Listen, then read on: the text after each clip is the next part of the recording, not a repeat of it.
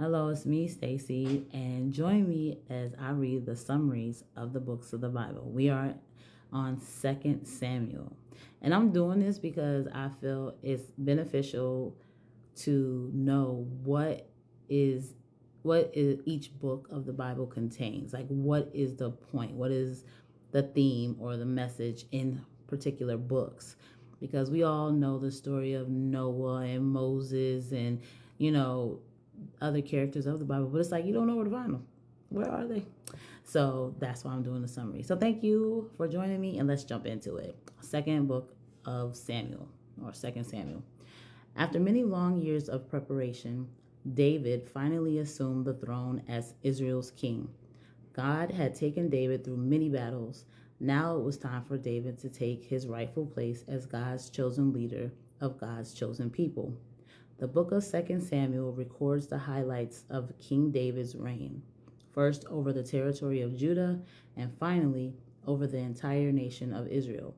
It traces the ascension of David to the throne, his ugly sins of adultery and murder, and the shattering consequences of those sins upon his family and the nation.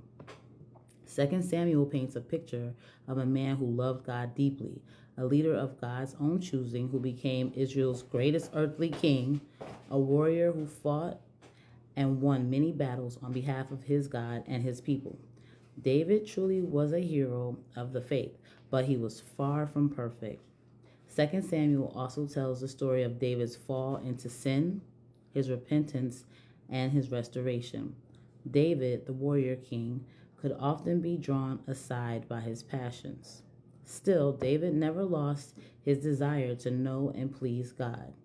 He became mighty in spirit because he never wavered in his love for God. David grew close to the Lord because of his heart's desire to spend time alone with him.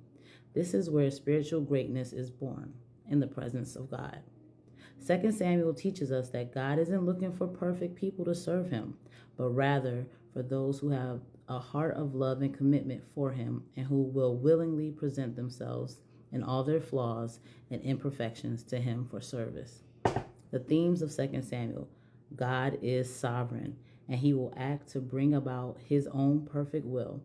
Despite much opposition and several brushes with death, David ascended to the throne in God's way and in God's timing. Second Samuel also shows us that we never get away with sin and that it always has consequences.